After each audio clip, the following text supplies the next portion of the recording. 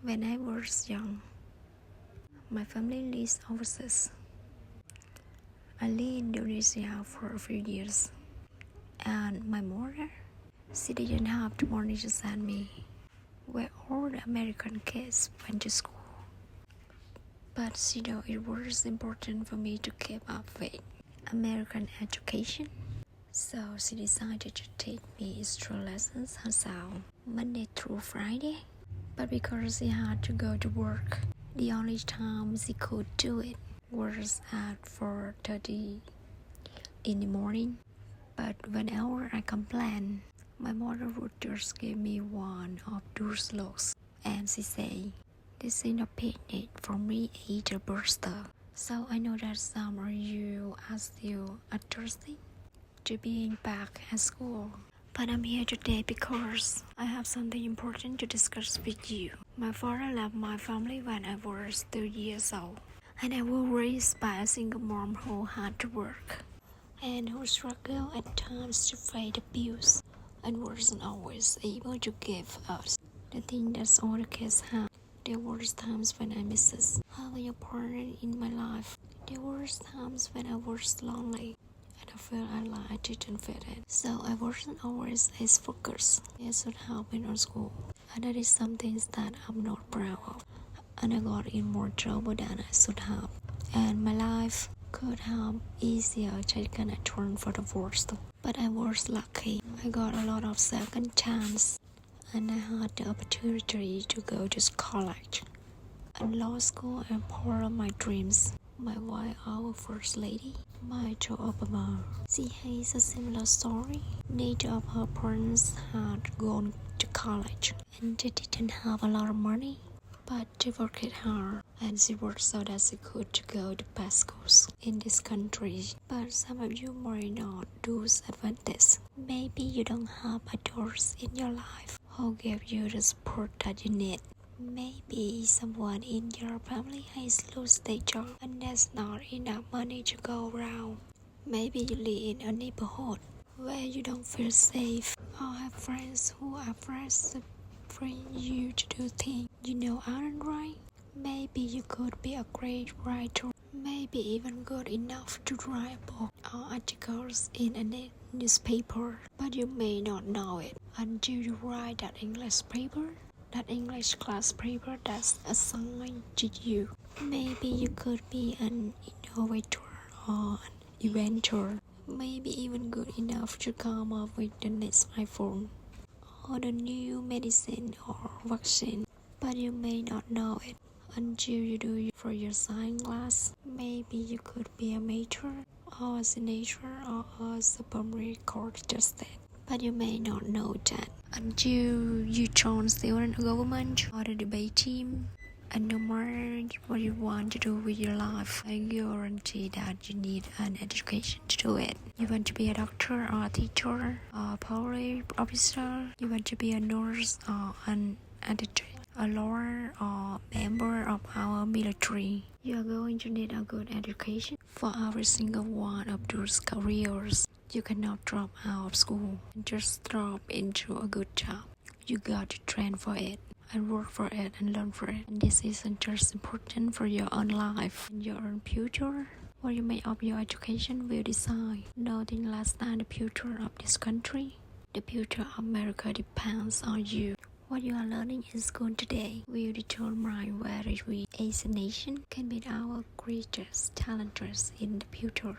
You need the knowledge and problem-solving skills you learn in science and math. Your courses like cancer and arts, and to develop new energy technologies and protect our environment. You need the science and critical thinking skills you get in history and social studies to fight poverty and homelessness, crime, discrimination, and make our nation more fair and more free. You need to the creativity and ingenuity you develop in all your classes to build new companies that create new jobs and boost our industry.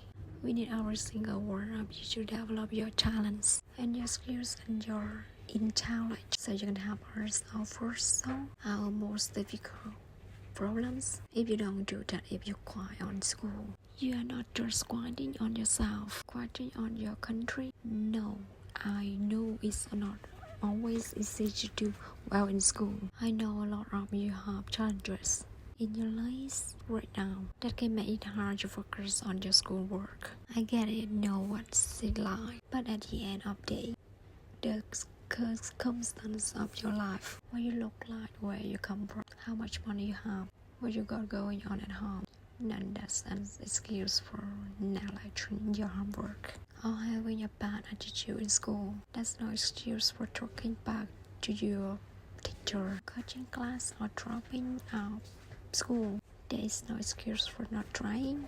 Where you are right now doesn't have to determine where you end up. No one's writing your destiny for you. Because here in America, you write your own destiny by your own future. That's what young people like are you doing every day all across America. That's why today I'm calling on each of you to set your own goals for your education and do everything you can to meet them. Your goal can be something as simple as or your homework, paid in attention in class, or spending some time each day reading a book. Maybe you decide to get involved in your community. Maybe you decide to stand up for kids, or being teased or bullied, or also they are or how they look. You really like to tell young people deserve a safe environment to study and learn. Maybe you decide to take better care of yourself so you can be more ready to learn. But whatever you resolve to do, I want you to commit to it. I want you to really work at it. I know that sometimes you get that sense from TV. You can be rich and successful. That your ticket to success is through rapping or basketball or being reality TV star. Chances are you not going to be able to do things. The truth is being successful in hard. You won't love every subject that you study. You won't click with every teacher that you have. Not every homework assignment will seem completely relevant to your life. Right, this manage and you want necessary success at everything. The first time you try, that's okay. Some of the most successful people in the world. J.K. Rowling, who wrote Harry Potter, first Harry Potter books, were rejected 12 times before it was finally published. Michael Jordan was from his high school basketball team. He lost hundreds of games and missed thousands of shots during his career. But he once said, I have found over and over and over again in my life. And that's why I success. These people succeed because they understood that you cannot let your failures define you. You have to let your failures take you. You have to let them show you to do differently the next time. So if you get into trouble, it doesn't mean you are a troublemaker. It means you need to try harder to act right. If you get a bad grade, that doesn't mean you stop it. It just means you need to spend more time studying. Once born being good at all things, you become good at things through hard work. You are not adversary at large. It's time you play a new sport, you don't hit every note. It's time you sing a song, you got to practice. The principle applies to your schoolwork. You may have to do a first time before you get it right. You may have to read something a few times before you understand it. You definitely have to do a few drafts of paper before it's good enough to hand in. Don't be afraid to ask questions. Don't be afraid to ask for help when you need it. Do that every day. Asking for help isn't a sign of weakness. It's a sign of strength because it shows you have the courage to admit when you don't know something, and that then allows you to learn something new. So find another truth that you trust. A parent, a grandparent, or teacher, a coach for a counselor. Ask them to help you stay on track to meet your goals.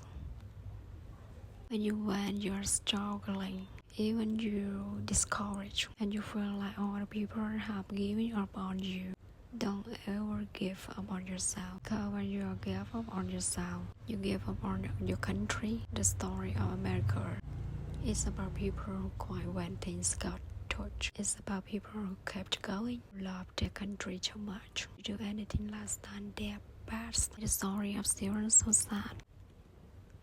Young people, students who sat where you sit 75 years ago on this nation. who overcome a depression and won a world award, who fought for civil rights and put a man on the moon. Students who start where you said 20 years ago, who founded Google and Twitter and Facebook and changed the way we communicate with each other. So today I want to ask all of you, is your contribution going to be? Problems are you going to solve? What discoveries will you make? Will a president who comes here in 20 or 50 or 1000 years say about what all of you did for this country? Now your families. And doing everything we can to make sure you'll have the education you need to answer these questions. I'm working hard to fix up your classrooms, get you the boards and the equipment and the computers you need to learn. But you got to do your part too. So I expect all of you to get serious this year. I expect you to put your best effort into everything you do. Expect great things from each of you. So don't let us down. Don't let your family down or your country down. Or support, don't let yourself down. Earth all around.